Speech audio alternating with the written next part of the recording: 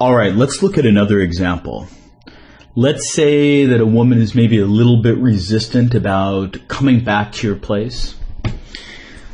Look at her in a sympathetic way and say, maybe rest your chin on your hand and say something like, I understand. You're scared of the dark, but don't worry, I have a nightlight and we can use it and you can sleep over, but only if you cook breakfast for me in the morning. So what you're doing, the sexual frame that you're setting, is that you're framing her resistance as meaning that she's scared of the dark and that you're willing to allay her fear with a nightlight as long as she cooks breakfast for you in the morning. Now you're also putting into action several compliancy triggers. The first is quid pro quo. You're interpreting her resistance as her being scared of the dark, and you're making a concession by saying that you'll give her a nightlight as long as she reciprocates by cooking breakfast for you in the morning. It's kind of presupposed that she wants to sleep with you. Another compliance trigger at work here is scarcity. The fact that you're implying that if she doesn't cook you breakfast in the morning and maybe wash your clothes, you're not going to give her the nightlight, compels her to want it. She might have not wanted it in the first place, but the fact that you're taking away a freedom from her compels her to want it. It builds the primitive emotion discontent inside her body. You're putting a barrier in the way of her and the nightlight. You're taking away a freedom of her, compelling her to want it. And doing this is going to evoke arousal inside of her body. It's going to fill her sexual need to be physically turned on.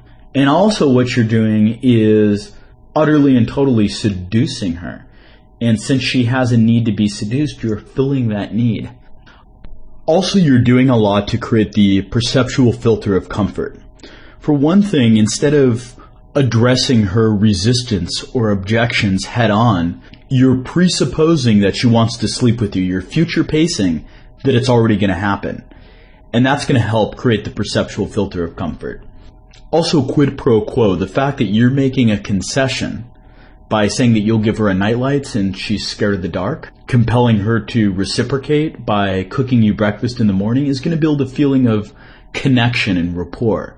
And that's going to help create the perceptual filter of comfort. And if she's putting up token resistance to, test you or because of some small petty fear, this is going to call her on her bullshit. Okay, and she's going to know you're a guy that knows what's going on. And it's going to demonstrate an understanding of her world. It's going to make you an authority in her world. And she's going to trust your judgment, and she's going to trust going along with what you want her to do, namely get sexual with her. It's going to help create the perceptual filter of comfort. And additionally, if she does want to hook up with you, but she just needs an excuse, well, now you've given her the perfect excuse. So all of these things are going to help create the perceptual filter of comfort. This about wraps up the section on giving women antisocial labels to create powerful sexual frames. So before you move on, what I want you to do is turn off this CD, don't listen to the next CD, and take maybe a half hour or so trying to come up with different antisocial labels that you can give women. Maybe come up with 10 or 20 of them, and then pick maybe 5 of them to create powerful sexual frames to suck women into. Frames that get you the outcome that you want. Or another option is to type them out and email them to me, and if I get a few minutes, I'll critique them for you and give you some feedback. And if they're really good, I'll probably end up using them in one of my next courses.